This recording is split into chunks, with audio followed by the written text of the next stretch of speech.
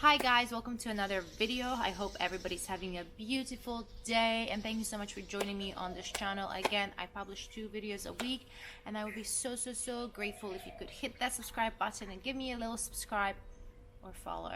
Yeah, either or, as this is a place where I share some real truths about leaving London for Bali, what it is actually like to live out here.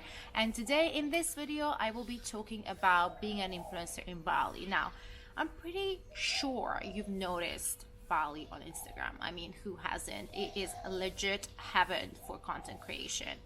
There are so many beautiful hotels, so many beautiful resorts, cafes, restaurants, beaches, jungles, mountains, colorful beaches, you name it. And not only that Bali is amazing, Indonesia is even more amazing. There's so many amazing islands that are legit so easy and cheap to get to. So thinking about content creation and the best places to do that, don't think too long. Bali is the place. Now, what it is actually like to be an influencer out here.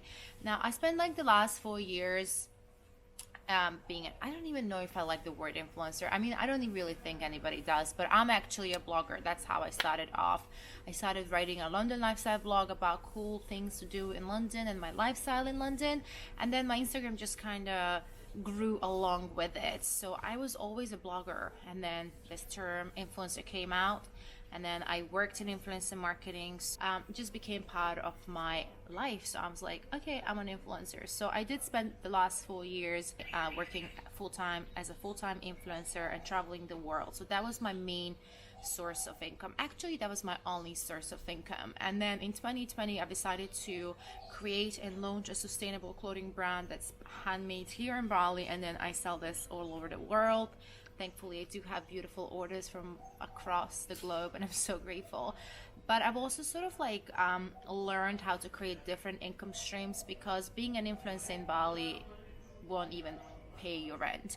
Now, coming from sort of earning a very good amount of money through my Instagram and my blog in the past, and moving to Bali, I had to say bye to a lot of that money. Actually, pretty much I had to say goodbye to that salary altogether. Now, I know Corona had a big part to play, and I also know that my mental health wasn't the best when it came to Instagram, so I've decided not to really dedicate so much time and effort to it, and I wasn't really creating from like the authentic place within myself. I was just like sharing whatever content.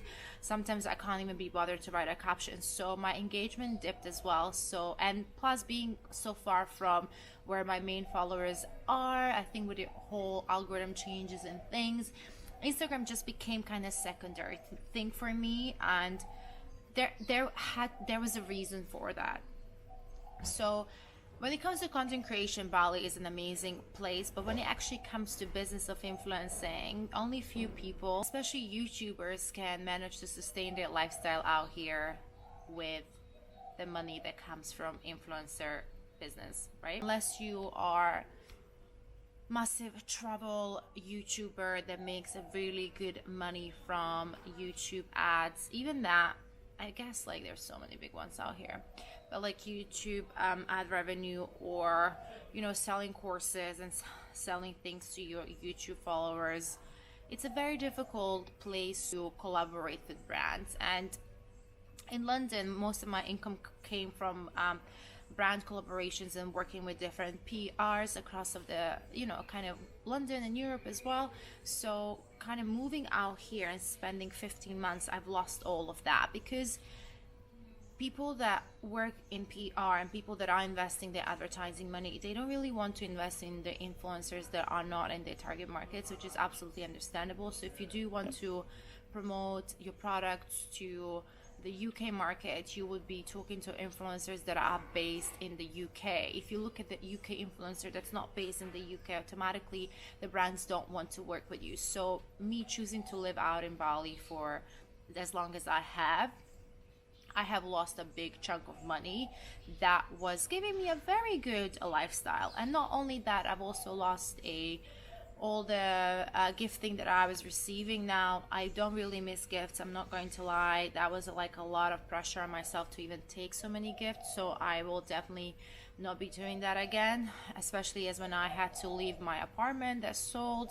I had to put so much of my stuff into storage, and a lot of the stuff was actually gifted. So even though I'm so extremely grateful to brands sending me gifts, I will only be accepting gifts from brands that I would want to support and promote. And being a brand myself now, I really understand how much it hurts when an influencer takes your product and never posts or even bothers to post, and when they kind of like lie to you and say that they would but they never. So I really have learned to come to this place where I don't want to do that anymore. I don't want to take anything from anyone that I can't pay back, either with my energy, my time, or I don't know, with anything that I can. I've really learned that by giving, you're actually living from this place of abundance, and you attract things so much more back into your life. And it doesn't, the universe doesn't necessarily give back from that specific person that you have done something for, but it comes through so many different ways. And I'm so grateful to have come to this place of realization and knowing that every person I help and every brand that I help and every sort of time that I choose to invest my energy, time, and resources in, the universe always pays me back, sometimes even tenfold. And the place that I have came to and the peace that I have now, considering the situation I find myself in, I am honestly so grateful. I feel like so developed in my mind, and I have worked through a lot of shadows, so I'm in a good place, but not too many people are. So especially if you're an influencer living in London or in Europe and you are making a very good money, sometimes, you know, that could be 6 digits, or I was sort of making 5 digits, and I'm so happy that I did, because it did really sustain, give me like a great lifestyle. But at the same time, I wasn't necessarily the happiest in that career, and I'm so grateful to, oh my god, come on, he's always in my videos. Oh, you're so cute, don't go, no, stay. So I don't like, even though I have lost 5 figures by choosing to live in Bali, I have gained a tremendous knowledge about different source of income that I could implement and build to allow myself to live location. Oh, no. To allow myself to live a location independent lifestyle. And yeah, that is really my goal. And plus, I'm so much happier. So I wouldn't really say that money, if you do want to move to Bali and live as an influencer, I do really suggest you look at different forms or ways of making your money, and don't rely on brand collaborations, because brands won't really ship out here because import taxing is so expensive. Sometimes on clothing you have to pay 200% import tax, so that sometimes even comes up to over £100 just in taxing. So if you don't want to cover that, brands for sure won't cover that, especially as if like they're wondering whether you're gonna post or not, or if it's not a gift and collaboration. If it's like collaboration that you know, it's like paid collab, then you know, this is an extra fee that they could just use and pay somebody else in the UK or in Europe, the States, wherever you guys are from. Usually the largest markets for influencer marketing right now are the US and the UK and some European countries. I'm not really sure which, because I haven't really worked with that many brands in Europe, but London is a massive market for influencer marketing. There's just so many brands sort of investing their money into it, and there's so many big brands that have budgets to do so. So if you are planning to live off your influencer marketing earnings, then probably Bali is not the best place, because they will dry up after a while. But having said that, if you do choose to live here for 3 months, that probably like that income won't be as affected. On the other side, Bali is a tremendous place for healing. Now, if you do have any issues, like I had issues with my mental health and depression, and when I lived back in London, so moving to Bali, I really healed so many of those things, and I have changed my mindset about so many different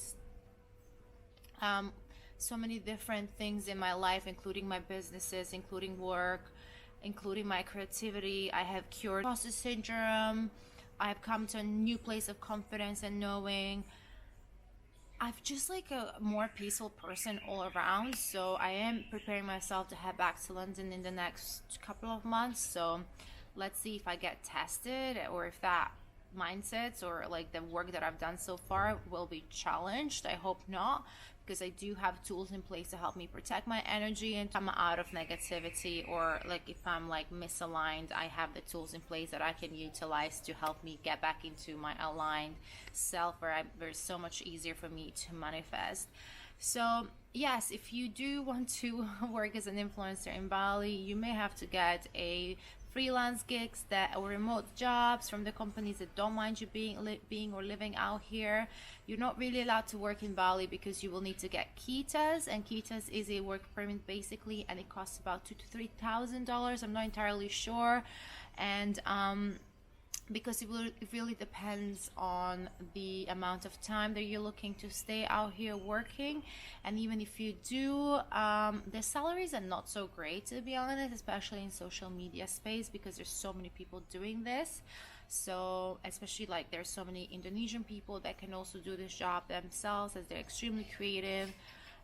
So that field may not be the best or money making field out here, but if you do have a great YouTube channel that sustains you and you have a passive income, or you're selling courses, or you are working online with your clients, then Bali is probably the best place to be, because you can have a great lifestyle for so much cheaper than in the UK or the US, and it's just a freaking heaven. I'm so grateful to be out here. But yes, having said that, guys, I have given up a lot of money to live out here, and that's absolutely fine. I don't regret one bit, because 2020 was a tough year anyway, but it was like the most fundamental year for me, because I have put in like so many roots and I've set up this amazing foundation for my business, and I've gained so much knowledge that will help me in the next year have like more passive income streams. So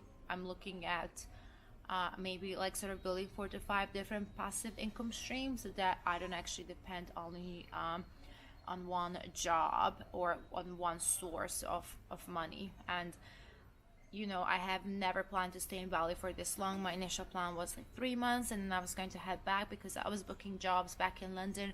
However, COVID happened, my flight got cancelled, and I just let the universe guide me, and it was the best decision I've ever made in my entire life, because it has genuinely changed the course of my life. It has changed how I feel about things. It has changed how I view the world. It has changed so much in my entire life. So I'm so grateful for that. But I hope this video helped you out a little bit, especially if you are an influencer in London, or I don't know, whatever you are in the world, thinking of moving out in Bali and sort of thinking that it's just really easy and chill out here. It is pretty much, especially if you're looking to create content, but make sure that you do get your clients out in the city or in the country where you come from, and make sure that you do cover your income before you come out here, as Bali can also get really expensive. It's so easy to spend money out here because we all eat out. Literally, sometimes you eat 3 meals out, and you know, there's so many parties going on, there's so many beautiful shops, there's so much like of everything. So you do need money to live a great life. And you know, if I think sort of decent, well, basic to decent lifestyle, you'll probably be looking at £1,000. Actually, no, £1,000 will probably cover your rent, your gym, and your foods.